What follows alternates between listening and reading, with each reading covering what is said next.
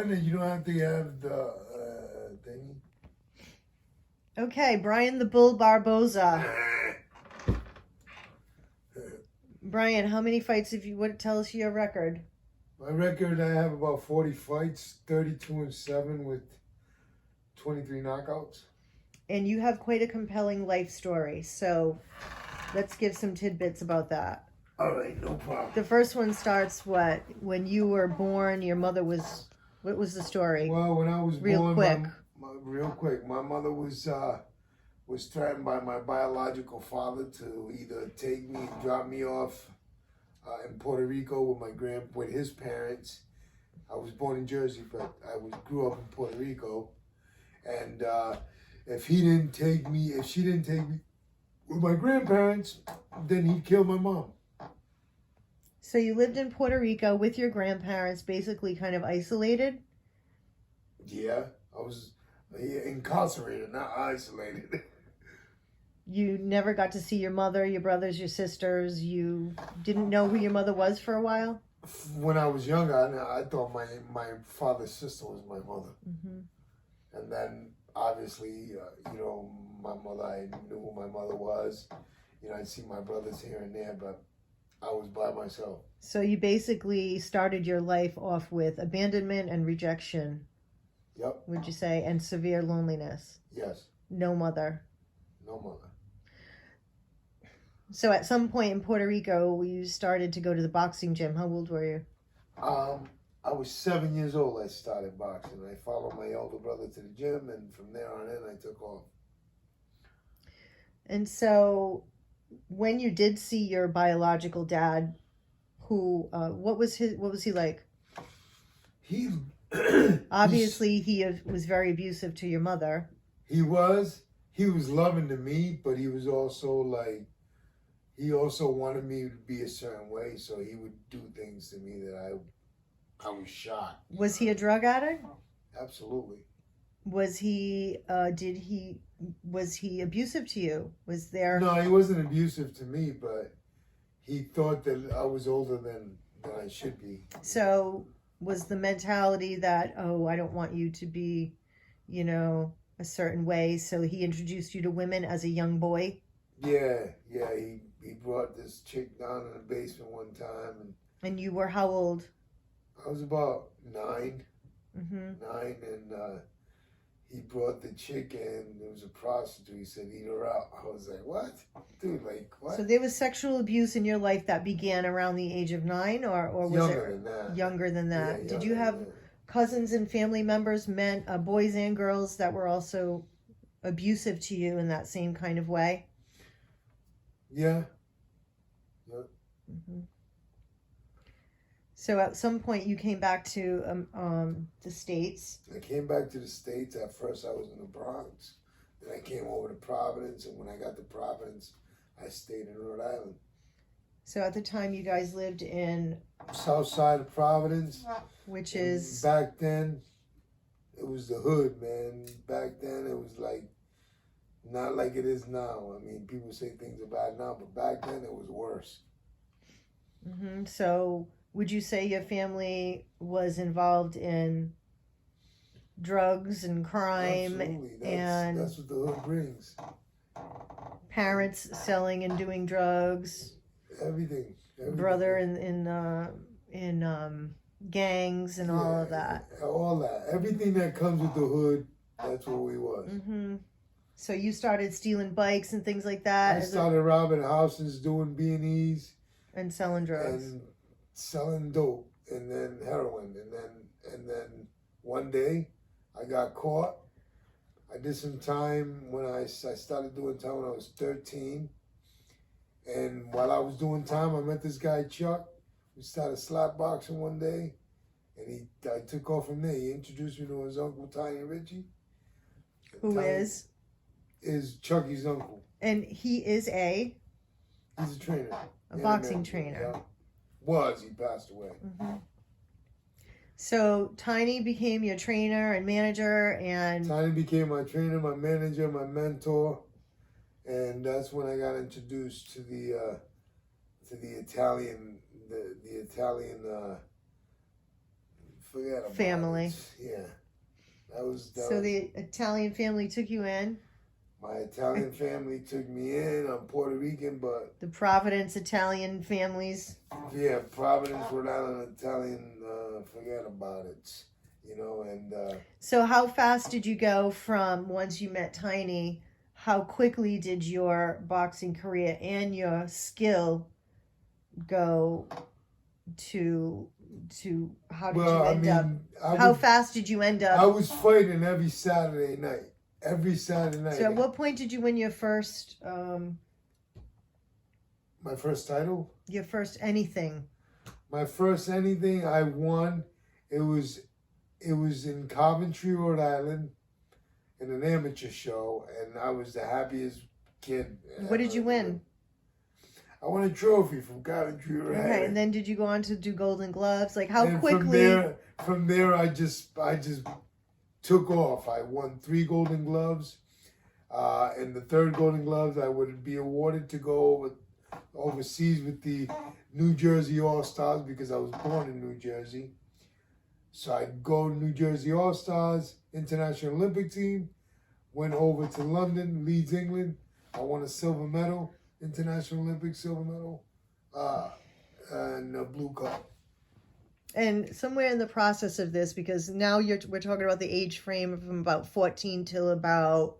I was 16 when I was in the International Olympics. Okay, so your teenage years is when you were coming up real quickly, and then during that time you met a woman, a young girl. Yeah, I met the first love of my life. Mm-hmm. And her name was Jody. She was a Native American girl. I fell in love with her. She was in love with me. We had a little baby girl. She was with me from the amateurs all the way through the pros.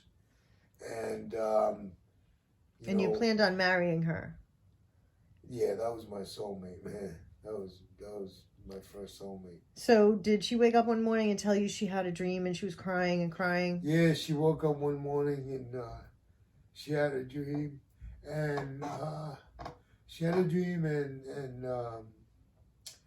she told me she didn't want to be with me no more, and I said, "What?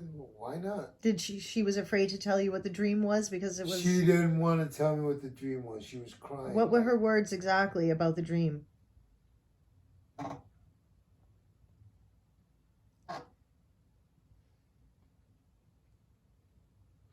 She didn't want to tell me because it was like dark. You know what I'm saying? It was dark. And she said, what? Everything went bad. Everything's going to go really bad.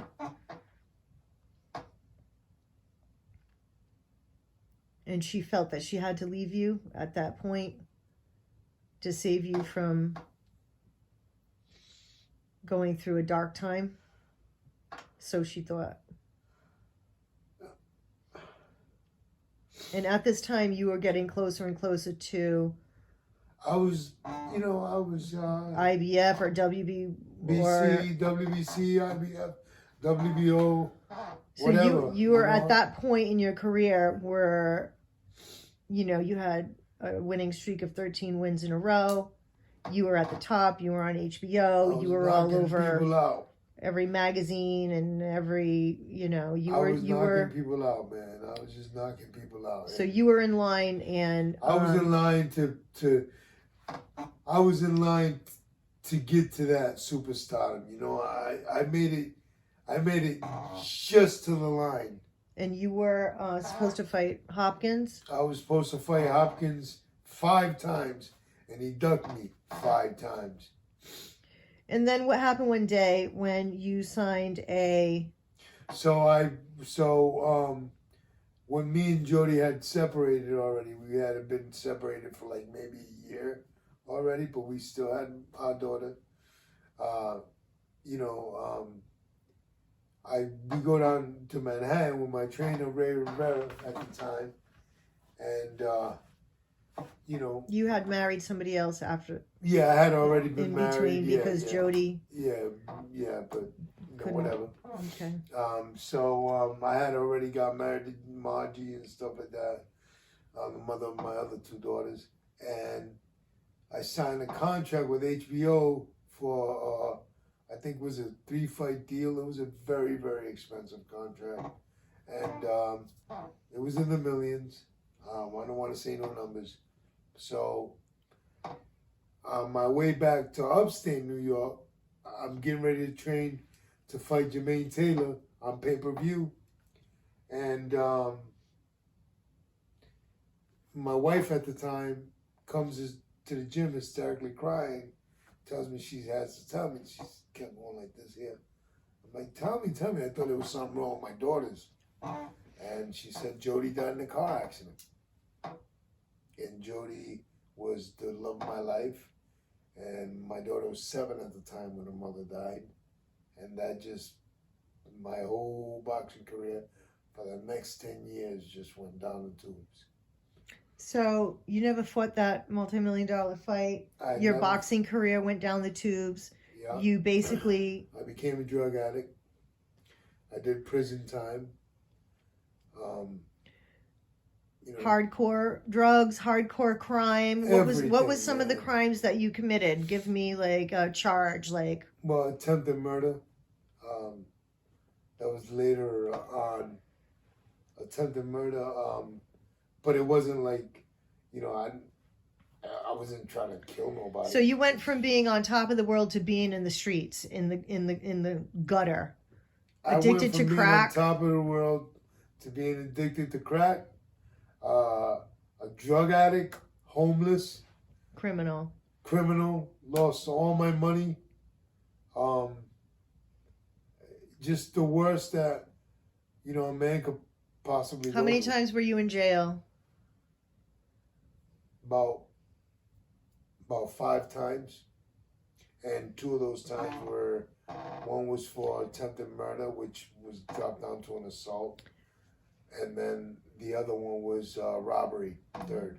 And you did fight a little bit in between after that, and after I got out, were you on drugs when you fought some of the fights that you fought that you lost? Yeah, well, actually, I won a fight. I was on drugs. It was what was it? Anyway, it was in Pennsylvania somewhere, and I was doing coke. I was doing coke for the weekend, and then the fight was that next weekend, and then I got suspended because they found. Would you say some of the losses that you have on your record were due to the fact that you were not prepared because you were partying, you were up all night? Yeah. Mm-hmm. Absolutely. And then there were a few more fights later on, early 2000, where you were still a drug addict, right? I was still a drug addict. And so your reason at that time for fighting was for what reason? My reason for that time for fighting was to come back, but I was still in my mess. So you just needed some money. I just needed so you could continue on your reckless behavior, basically. Yeah, and I won still. When was the last time you fought? Last time I fought it'll be a year last month. It was November 2019. Yeah, November 2019. And did you win? Yep. And so what is your plan now? How old are you? I am 47 years old. And you were 46 at your last fight? 46 my last fight. And so what is your objective now that you're sober and that... What happened that changed your life? Was it God? Was it a girl? Was it... What happened? It was you. It was you. And God brought you to me, and God is good, man. He's doing good things in my life. I can't... God, man, it's all God. That changed my life. The oldest way to change your life, God. So what is your objective now? My objective now is, to become a carpenter and to keep training and to train very hard while I'm learning a new trade, because I can't fight forever. So while I'm learning carpentry, I want to keep training and keep sparring, keep doing my road work, keep losing weight, because I want to beat Hopkins, because he's the oldest world champion that ever won a world title at 48. I'm 47, and I can fight. And the last kid I fought was 11 years younger than me. So your goal, would you say your goal to quote end your career would be to go out with a belt? Bang. Yep. To win a world title. My goal is to finish what I started. So your career was cut short by the tragedy. Yep. If that didn't happen. If that didn't happen, I probably would have been in the Boxing Hall of Fame, man. So you feel that you want to see some redemption in your life at this point, and that's what you're going to work towards while you still have the time. Yes. You fought only just shortly, a little over a year ago. Yep. And what are your trainers are all saying? Yes, do it. Yeah, my trainer, I got one of the best trainers in the world. He's in California. And, when they look at me, I was in California. When I was in California recently with you, we was sparring with young lions, man, 21, 22, and I'm 46, and 47, and these kids are like, how old are you? They can't believe that I'm still doing this, Well, every trainer I've spoke to says there's no reason under the sun that you should not take this opportunity while you can to get that redemption in your life and to finish what you started, years ago. And regardless of the horrific abuse that you suffered as a child, and the tragedy in your life, and the crime spree, and the drug addiction, and all of those things, you have come to a place in your life now that you feel like it's time for redemption. It's time for redemption, and it's time to take care of my wife and my children. Okay, we'll see you on the big screen, brother. Amen.